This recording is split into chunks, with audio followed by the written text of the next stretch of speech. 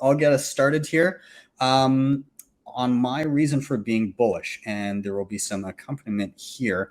In the vein of current events, my reason for being bullish is that the world is showing us so many examples of why Bitcoin is necessary. Not even from a perspective of like wealth accumulation and like number go up kind of sense, but more so around property ownership. And so what I wanted to show here is just a few examples that come to mind. So obviously with everything happening, Russia and Ukraine right now, the EU bars 7 Russian banks from SWIFT. Obviously, they want to keep their energy intact there. But regardless, the European Union said on Wednesday it was excluding 7 Russian banks from the SWIFT messaging system, but stopped short of including those handling energy payments in the latest sanctions imposed on Russia over the invasion in Ukraine.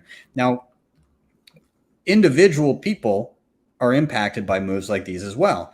We see Switzerland, again, typically like they're known for Swiss banking and being insulated from the rest of the world, not as much anymore. Again, Switzerland, a bastion of neutrality through 2 world wars, has decided to adopt wholesale swinging EU sanctions against Russia, potentially freezing billions of dollars in assets and further increasing the pressure on the Russian economy. Swiss National Bank data showed that Russian companies and individuals held assets worth more than 11 billion in Swiss banks in 2020.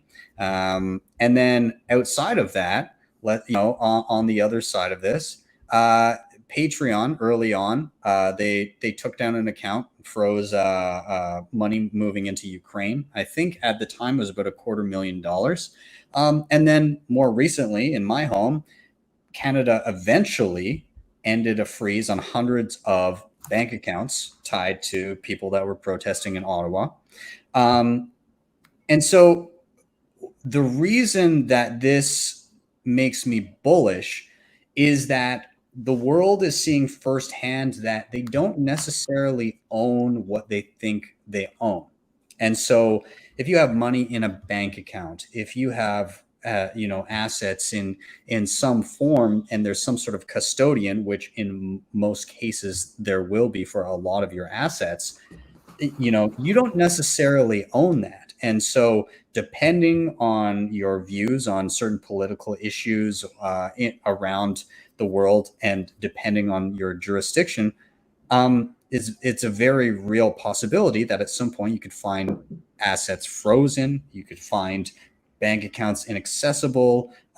There's a lot of things that could happen. And so a lot of people are witnessing that firsthand, some for the very first time. And Bitcoin, and I've said this in previous shows, Bitcoin is just simply a tool, and anyone can use it. People you like, people you don't like, causes you agree with, causes you don't agree with. But in the end, Bitcoin is a tool accessible to all. And that tool can obviously be used in the sense of number go up over the long term, wealth preservation, things like that. But it also is a tool to insulate yourself from wealth confiscation for whatever reason.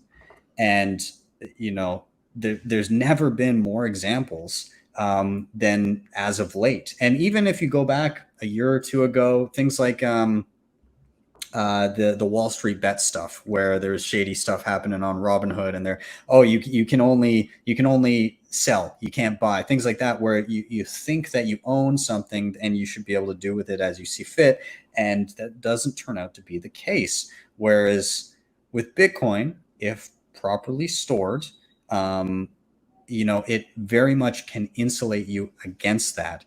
But even still, you have to be careful. Without getting into details, you can run into trouble if you don't take time to properly care for and store your Bitcoin.